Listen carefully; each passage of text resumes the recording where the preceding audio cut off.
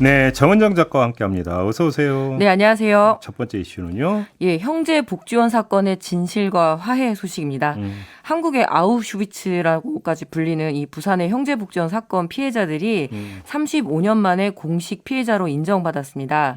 진실화해위원회가 어제 형제 복지원 사건을 국가에 의한 인권 침해 사건으로 결론을 내렸는데요. 1987년 부산의 형제 복지원 사건이 세상에 알려진 지 35년 만에 국가기관이 국가 책임을 처음으로 공식 인정한 건데요. 국가기관이 형제복지원 사건을 조사해서 최종 결과를 발표한 것도 처음이라고 합니다. 네. 강제 노역, 구타, 심지어 성폭력까지 또 학대로 사망한 사람만 657명인데 기존에 알려진 552명보다 105명이 이번 조사 과정에서 밝혀졌습니다. 네. 예, 형제복지원 사건은 1975년에서 87년까지 이 사이에 일어난 끔찍한 인권유리 사건인데요. 1987년 형제복지원을 탈출한 사람들이 그 실상을 세상에 알렸을 때 오히려 부산시 공무원들이 사건을 덮으려고 했을 뿐만 아니라 당시 보건사회부까지 불황인 강제 수용이 불가피하다는 입장을 고수한 전형적인 국가폭력이자 국가에 의한 인권침해 사건입니다. 1987년 사건이 알려진 다음에도 국가가 눈 감는 바람에 이 형제복지원의 원장과 측근들이 법인을 계속 장악을 했거든요. 가해자이자 저는 학살자라고 생각하는데요. 박인근 이사장은 업무상 횡령 등 혐의만 인정돼서 겨우 징역 2년 6개월을 받는데 그쳤을 뿐입니다. 네. 늦게나마 이 공식 발표가 있었지만 앞으로 갈 길이 상당히 멀어 보이네요. 이 사건 이제 간략히 요약해드리면 불황하라는 이유로 길거리에서 강제로 끌고 가서 네. 형제 복지원에 가둬놓고 강제 노동시키고 네. 온갖 학대, 고문까지 오고 성폭력하고 네. 그래서 수많은 사람이 죽어나갔던 사건을 이야기하는 거잖아요. 네. 근데 진실화해는 국가가 이 뭐 피해자와 유가족에 공식 사과할 것을 권고했지만 이 권고를 국가가 이행할 것인지 지켜봐야 되겠고요. 또 개개인이 일일이 더 이렇게 소송을 걸어야 되는 과정이 있는데 일괄 그러니까요. 배상 판결이 있을 수 있도록 입법이 있어야 되고 또 이 선감학원부터 해서 서산 개척단 사건까지 국가가 저지른 인권유린 사건 사과하고 해결해야지 인권 국가의 격에 맞겠죠. 네. 자, 두 번째 이슈로 넘어가죠. 예, 급증한 깡통 전세 사기 사건 소식입니다. 윤석열 대통령이 지난 7월 전세 사기를 일벌 100개 하라 지시했을 정도로 최근 전세 사기가 극성인데요. 어제 국토교통부가 전세 사기 의심 정보 1만 3,961건을 경찰청에 제공했다고 합니다. 금리가 급등을 하고 집값이 급격하게 떨어지면서 깡통 전세 위험이 더욱 높아지고 있는데요. 주택 매매 가격이 떨어지고 집주인의 이 주택담보대출금과 전세보증금을 합친 금액이 전세금과 비슷하거나 역전하는 현상이 깡통 전세의 상황이잖아요. 그래서 전세보증금을 돌려받지 못하는 세입자들이 생기는 거죠. 특히 정확한 시세를 알 수 없고 심지어 집주인이 여러 채를 동시에 소유해서 전월세로 돌려먹게 하는 이 연립 다세대 주택에서 많이 발생합니다. 그 사고 금액이 무려 2,054억 원에 이른다고 하는데 네. 역대급이라고 하네요.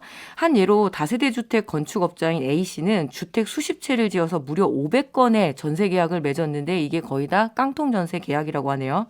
이미 전세 사기와 관련해 경찰이 단속 수사 진행 중이긴 합니다만 문제는 뭐냐면 이 악성 임대인과 결탁한 악성 부동산 중개업자도 문제거든요.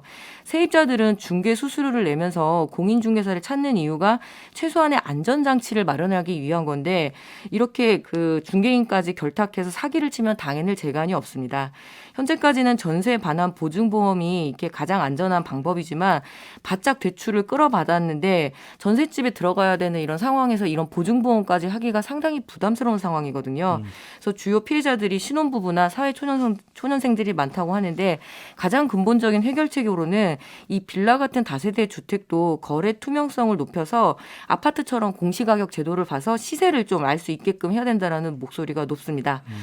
정말 이 깡통 전세 사기 사건 생을 쥐고 흔드는 건데 대통령의 일벌 100개가 작동이 될지 지켜보아야겠습니다. 전세 보증금이 거의 아마 전 재산일 텐데 네. 이렇게 되어버리면 그냥 말 그대로 길거리에 낳는 이런 그 결과를 빚게 되는 거잖아요. 네. 청천벽력인데 이건 좀 정말로 대책을 좀 내놔야 됩니다. 네. 그래요. 그 잡는 것만이 중요한 게 아니라 피해를 어떻게든 막고 또 어떻게든 지금 보전이 돼야 되는 부분이잖아요. 좀 대책이 좀 있어야 될 것 같고요. 자, 마지막 이슈 가보죠. 예, 우영우의 팽나무, 서초구의 느티나무 소식인데요. 화제의 드라마 이상한 변호사 우영우. 예, 저는 앞뒤로 정정인데요. 이 많은 스타를 배출했습니다. 스타 나무도 있어요. 500살 되신 예, 팽나무인데요. 드라마 촬영 장소였던 경남 창원시의 이 동부마을 팽나무가 주인공입니다. 2015년 보호수로 지정이 되었다가 이번에 문화재청이 이 팽나무를 천연기념물로 지정 예고했습니다. 나무의 가치뿐만 아니라 나무를 중심으로 살아온 마을에 어떤 문화적 가치까지 포함된 결정인데 모든 것이 또 개발의 논리로 밀리는 이 세상에서 참 좋은 소식이라는 반응이 많습니다. 네. 그런데 서울 서초구에 367살 되신 이 느티나무는 다른 운명을 맞이할 뻔했어요. 1981년에 보호수로 지정된 이 느티나무는 키가 무려 23m, 아파트 거의 7, 8층 높이인 매우 웅장한 나무인데요. 예. 다만 소재한 곳이 서울에서 가장 부동산 값이 비싸다는 신반포 15차 아파트 쪽에 있습니다. 네. 그래서 2003년에 이 재건축을 추진을 하면서 이 보호수 때문에 이 주변을 비껴서 개발을 해야 되니까 이식을 하거나 아니면 보호수 지정을 해제해달라고 주민들이 이 이야기를 법원까지 끌고 갔거든요. 이에 서울행정법원은 느티나무는 오래도록 끈질긴 수명을 통해 서울 서초구의 역사를 돌이켜보게 하는 역사성의 측면이 있다라며 재건축 조합의 주장을 받아들이지 않았습니다. 알겠습니다. 예, 100년 살까 말까 인간이 주인이 아니라 이런 나무들이 주인이잖아요. 한 평 땅값이 얼마인지 네. 뭐 아마 이런 거 생각했겠죠. 네. 그냥 수색역에도 200살 된 나무 있습니다. 그래요? 네, 오늘 네. 가면서 또 이렇게 존경스럽게 봐야겠네요. 네. 마무리하겠습니다. 정정 작가 수고하셨습니다. 네, 감사합니다.